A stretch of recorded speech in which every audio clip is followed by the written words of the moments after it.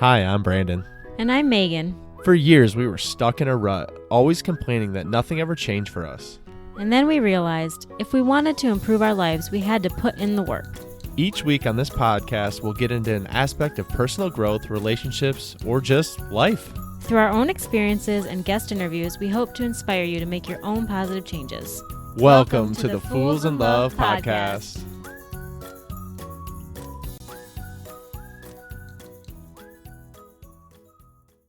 Welcome back to the Fools in Love podcast.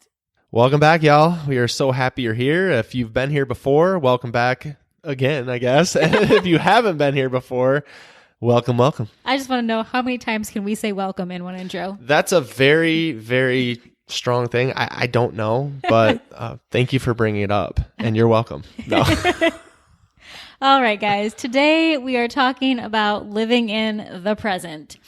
And for us, it's kind of been a thing recently where, for whatever reason, where the past keeps coming up, or we keep worrying about the future, and somehow the days are passing us by and the weeks are passing us by, and we're in this weird kind of thing where all of a sudden we're like, oh my gosh, we should really focus a little bit more on the here and the now. It's so right. And like when I'm thinking about it, as you were talking, it's like, man, like this whole COVID thing started happening like the beginning of March, and now we're like at the middle of September, and we're still talking about this thing, and it's still like affecting all of us one way or the other.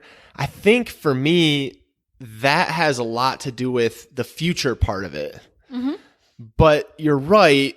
What constantly seems to come up, and I'll speak for me and then you can speak for you, is that feeling like whatever happened in the past, it comes up because it's like, well, I'm thinking about it. Not that you shouldn't think about the past, but like it shouldn't control your thoughts or really change your future unless you're just changing that behavior and moving on. But then I'm either doing that or I'm stressing about the future 5 years from now, 10 years from now, 1 year from now, 6 months from now, whatever. And I'm never actually enjoying the time I'm in. I kind of think of an analogy as I'm talking of like, well, with COVID, you can't really do this, but you go to a concert or you go to an event and you see someone like take out their phone and they're like recording it on their phone. So they're not actually like enjoying the experience in real time. Like they're trying to record it for later, but they're missing out on the here and now. And that's a lot of what it's like when you're living the way that most of us seem to live. I feel like that a lot. Like when we're enjoying the moments and I don't take pictures or whatever, and then I'm like, man, I didn't take pictures. And I'm like, well, I did fail on the pictures, but honestly, I was present in the whole event. So did I really lose out? I don't know. Maybe not. Maybe I will. Maybe one day I'll look back on it like, gee, I really wish I would have had pictures. But that comes up for me, like even when I take like the kids to something and I don't take pictures, I'm like, will I care that one day our daughter will be in 12th grade and she'll need like pictures of when she was young and I won't have any of her and her friends because I didn't do it because I was letting them play? Right. And like, what are you going to remember? I mean, certainly like the picture can like establish some memories, but like, what are you actually going to remember? You're going to remember the experience, unless of course you're distracted by something else that's pulling you away from actually enjoying things in real time. And for me, I feel like in our relationship, what comes up a lot, and as you guys know, if you haven't listened before, like we had a lot of relationship struggles. And like for me, a lot of the past things that happened just kind of come into my subconscious. Like usually when things are going well or things are either, well, it's one of two ways. Things are stressful. And so it comes up because I'm like getting kicked. I'm kicking my own self while I'm down, or things are going well. And then for some reason in those moments too, it's like I'm bringing myself back down to a level where I feel like I deserve to be. And it's pretty deep, but like, it's like, if I'm too happy, I catch myself remembering these things in the past from like a million years ago and thinking this is what happened then, and so this is who you still are, this is how your relationship still is, and I bring myself back down to a level where I'm like miserable but somehow comfortable with that misery, which I think we can relate to, all of us out there in one way, shape, or form.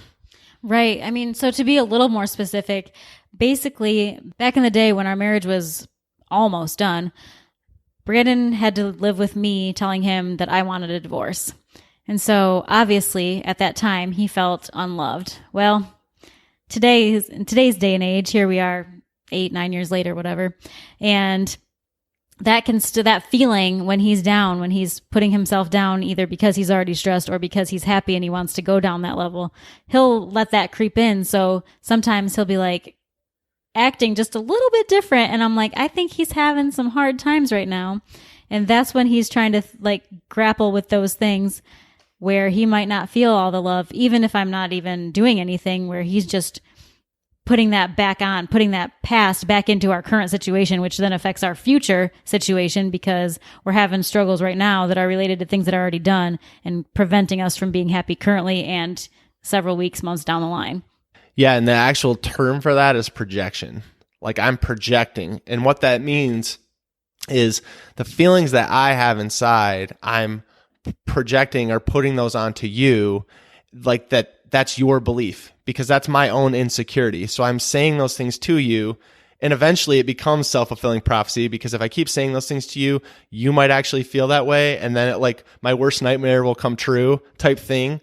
And so I'm like projecting those feelings on you, even though that's not even there. It's something from the past. Right. And it's interesting too, because like as we sit here today, you know how I feel about you. You know that I've said it a million times recently. Like, I love you more today, right now, this minute, than I ever have before. I feel stronger and more connected to you than ever before. Like, our relationship is solid, but then there's just these times and these weak points where life just gets crazy and stressful and things just start to pop back up. And really, that's kind of the idea behind this whole episode, is that sometimes our past and our future can really get in the way of our current happiness. It's so true. And I was actually just listening to another podcast recently where they were talking about how like thinking about the past and like dreading on the past and like letting it weigh you down is really kind of a pointless procedure. I mean, certainly you don't want to repeat the past, especially if like bad things happen. You don't want to like redo that, go over that again. And they were by no means saying don't learn from the past. So that's not what I'm trying to say here. But delving on it to the point where you're like, man, I really wish I could change that. You can't. You can change your current situation, you can change your future, but you're not going to change the past. And so in a way, it's other than that learning aspect, it's kind of a worthless procedure, because you're going back in time to relive it, reopen old wounds, hurt yourself again, for there to be no fix. Like, there's no way to change it. What happened in the past? As you've heard, the past is the past. So I have to remind myself of that a lot, that like, that is not serving me in any way. It's only pulling me down to a level where I don't want to be. And like Meg said, I know all the things she just said are true. But in those moments of stress, or even the moments of happiness, those things creep into my subconscious, and it's something that I truly have to deal with on like a regular basis. And then, of course, you guys already know that we've both struggled in the past, with anxiety, depression, those kind of things. So worrying about the future or letting the future possibilities affect us is a super real thing for both of us. Right now with COVID, I think everyone kind of feels that way. Like, what's going to happen right now? What's going to happen next week? What's going to happen next month? And when will life get back to normal? And there's all this future thinking, right? We all have to think about like, when will it return? When will the kids go back to school? When will this? And I think that right now, because of all that, it's even harder to get yourself like, okay, yes, that stuff will all happen when it happens. But rather than freaking out about it right now, like, let's bring it back and let's deal with what's currently in front of us. And that doesn't mean don't plan for the future. That doesn't mean don't make grand plans for your life. It just means that, you know, when those ridiculous thoughts come in, when those hard thoughts come in, maybe those aren't serving you well. It doesn't mean like don't make your life plan, because of course you should have a goal in your life, but really those destructive thoughts about your future are what we're talking about. Yeah, and that's one of the things we were just talking about last week in our episode, and we talked just about that, the limiting beliefs. But I didn't really think about it in the context of like the current environment of the world that we're living in. I mean, the constructs of what's happening and the just uncertainty in every day and every month. I mean, what's it going to be like by December? What's it going to be like by 2021? Like I just was telling Meg, I'm like, so wait, there might not be like an in-person conference for all of 2021.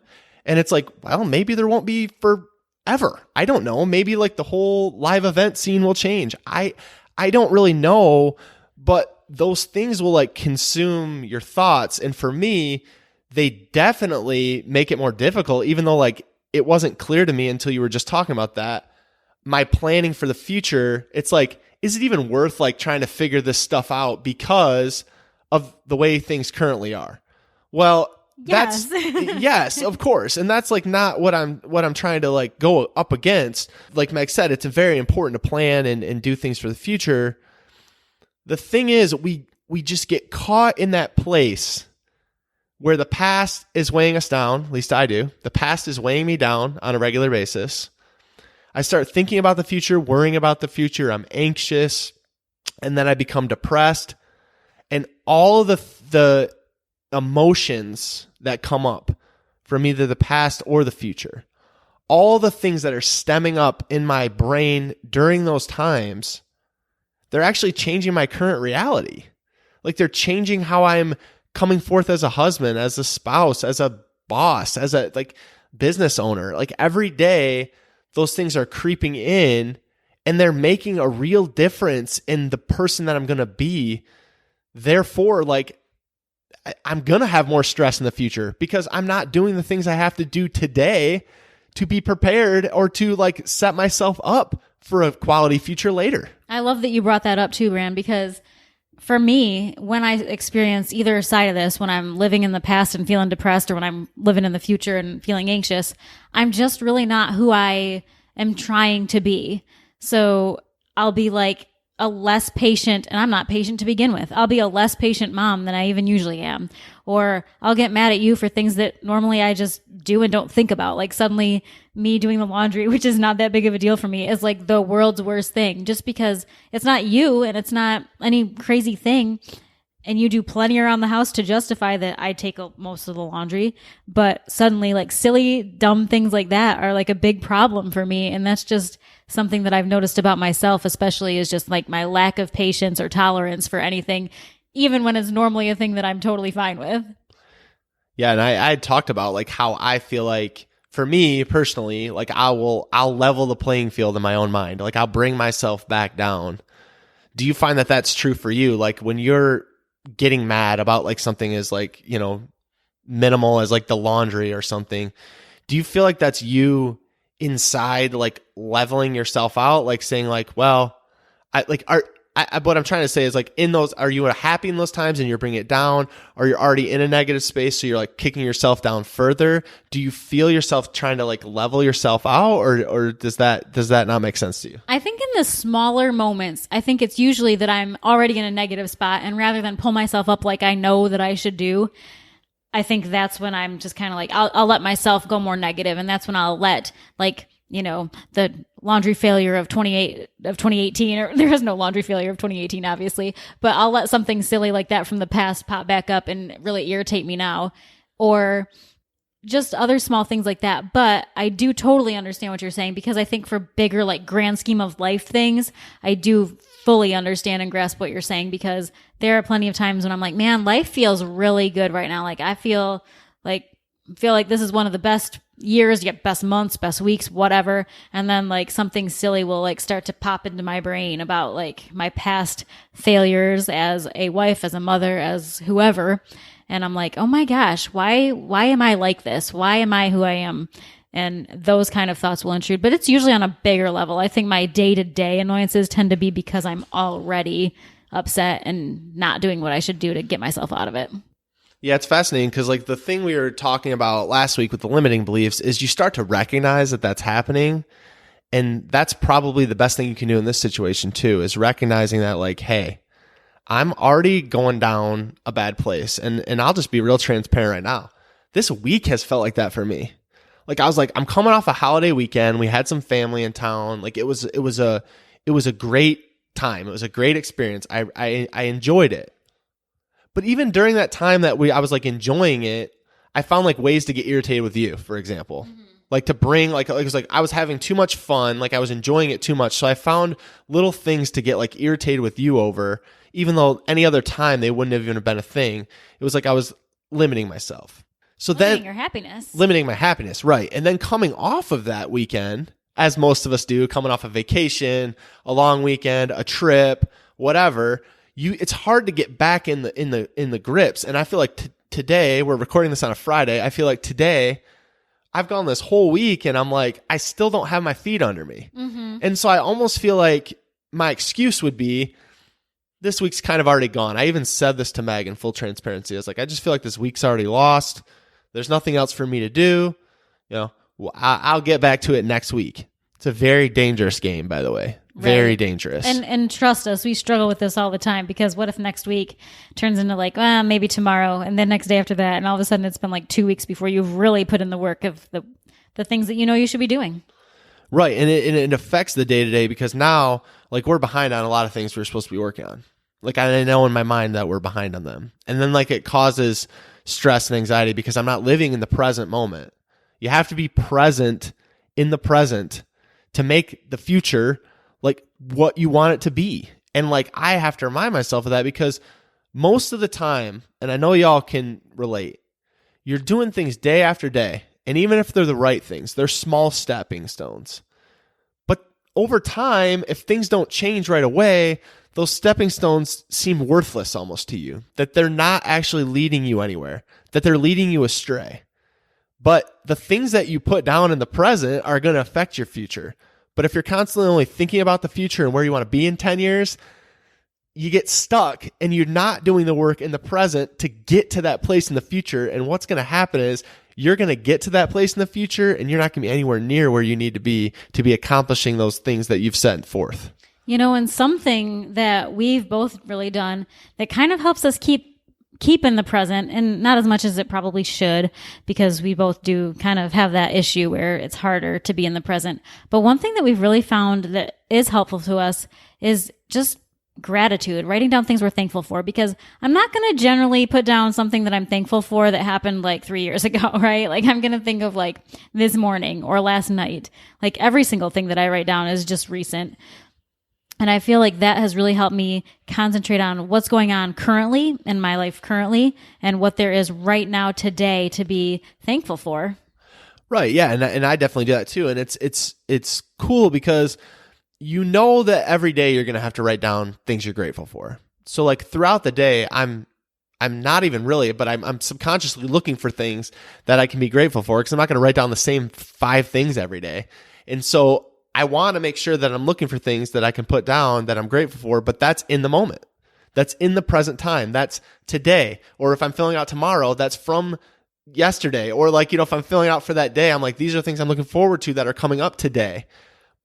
But I'm becoming very present in that moment because I'm not thinking about the past or the future. I'm only living in my current circumstance, which is huge. And if you weren't experiencing your life as it was happening to you, you wouldn't be able to come up with a gratitude piece of it.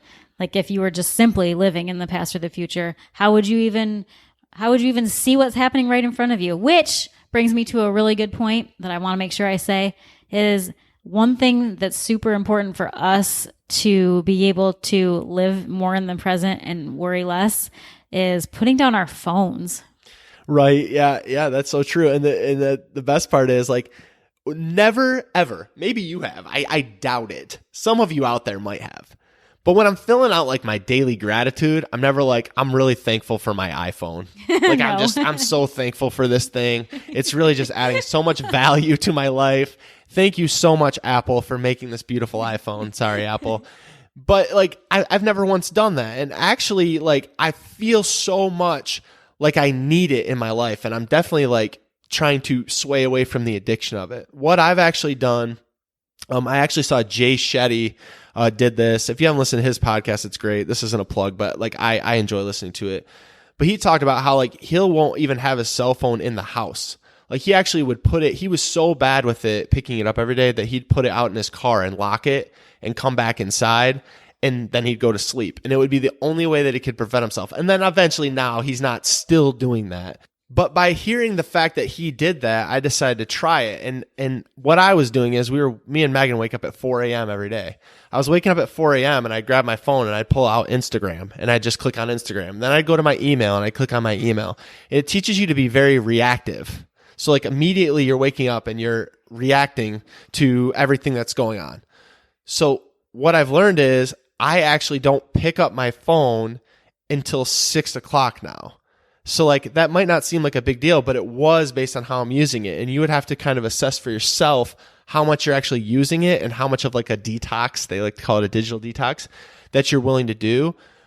But now I have 2 hours where I don't even think about my phone. And it gets really funny because I'm like, oh, I have all these things on my mind when I woke up. What do I do? What do I do? Like, and so it's called a piece of right. paper. So I pick up it's a novel idea, really. So what you do is you pick up a piece of paper and a pen or a pencil, any kind of writing utensil, and you can write out your notes of the things you're thinking, and then you just put it in your pocket and you can remember it for later. It's crazy. That's amazing. I just want to tell you that is truly, truly mind-boggling. Yes, but the point is the times where like I didn't have my phone, I don't ever miss it. I'm not sitting there thinking I need it, and over time it's become easier and easier. It's just way easier to stay in the current moment when you're not being constantly pulled away with someone else's to-do list. Right. Or just like for me, and I think you experienced this too, especially like the beginning of the coronavirus, is just that you're constantly like consumed with like news, and like that can be so anxiety inducing. Like a lot of times I'm like, oh, the world freaks me out. And you just have to step away from that for a minute, because if you just constantly worry about like what is going to happen in our world, and I'm not saying it's not important to know what's going on in our world or to do things about it, but if that's your constant thing, then you're just going to be miserable in your present. Right. And the other thing I do is just, and we've talked about it a little bit, but it's stopping those thoughts when they happen. You have to start assessing what's going on in your own mind, because until you're able to do that and able to like figure out what's going on and then reverse what's going on and understand those thoughts and understand what's about to happen, because I can feel them coming on. And I have, even though I still struggle, I've gotten a lot better with these strategies of figuring out that those thoughts are happening, understanding that they're not serving me, and kind of pushing them out and bringing that happiness and gratitude piece back in. Yeah, right along with that too. I would say that if it's something that relates to like you as a couple or you as a teammate or you and a parent and child, if there's another person involved, or even I guess if there's not and you just want to talk it out with somebody, I think that it's really important to address what's happening with that other person. Because if you don't, then you're just going to let that fester in your mind. And again, it's not going to go anywhere. You're just going to completely derail not only your present, but also possibly your future, because you're just not letting this piece out into the open where it can be dealt with and cleaned up and moved on from. Beautifully said. Beautifully said. And I actually think about it as like a dump, like you're dumping that information out. You're putting it out in the open, because if it's living inside, it can almost like it gets strength and it can grow. But there's something for me where if I share something with you that I'm struggling with, and a lot of times you have to pry out of me, or you just ask the question. I wouldn't say pry at this point, but you'll ask the question and I'll open up to you. And it's like, I feel my shoulders rising. Like the weight is coming off because I'm not holding it in by myself anymore. It's like I'm sharing weight, it. Yeah, I'm sharing it with you, and you're actually helping me hold it up. And like, you have to find a person in your life that's not going to judge you for that, because clearly that can lead down the wrong path. And sometimes you just have to test it out and see what's what. Because I know a lot of us have been hurt, and you can't just stay guarded either. Because a lot of these things we try to hold on by ourselves, and I know we're all capable of amazing things. But sharing those things actually is like so freeing to me when I can share something with you or someone else that I know. And it's like, wow, it's out in the open now. So I don't have to feel like I'm hiding something or like, being weird about something. And it's like so confusing to you on the other end. And most of the time I think you would be like, and I'm the same, but you would be like, wow, like I feel so much better about it, because you might have been having your own anxiety, like it was you, like the problem was you, right? Or the problem was like our kids, or the problem was like our job or whatever. And it was none of those things. It's like this inner thing that I'm working out. But when I'm willing to share that with you, and even more importantly than just sharing it, you're acknowledging the struggle, right? You're acknowledging what happens. Not to name drop, but like Brendan Bouchard always says, like, honor the struggle. You have to honor the place that you're in, acknowledge that it's happening, and then grow from that. I love that. The only way you can grow is by acknowledging it and talking about it. And so if you're hiding those things in, you're only going to constantly keep pulling yourself down at a place where it's like, you could be free. You could be free to do so many things, because like I said, it's so freeing to be vulnerable.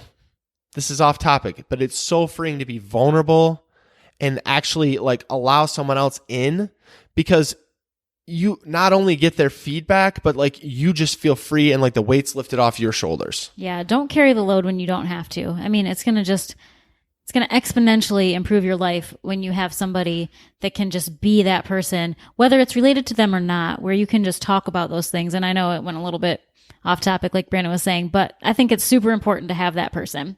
Yeah, so I hope you can use a lot of these strategies that we were talking about. I think so often you can get stuck with this idea of past or future, and we forget about this present moment that we're living in. And a lot of times, like if you pay attention and you try some of these strategies and you do some of these things, the moments you're living in, the people you interact with are put in your path for a reason. And so they can open your eyes to things in the future that you couldn't even have ever dreamed of. But if you don't have your eyes open and you're living with blinders or constantly looking back or forward, you can't actually experience the current moment that you're in and live like the most fulfilling and happy life that you can. Hey B, what did you think of that episode? I think it was pretty dang good. Well, what should someone do if they enjoyed these last 30 minutes? They should probably head over and leave us a review so we can reach more people. They definitely should. Guys, if you like the Fools in Love podcast, please go follow us over on Instagram at Fools in Love Podcast. We'd love to connect with you and learn more about what you'd like to hear.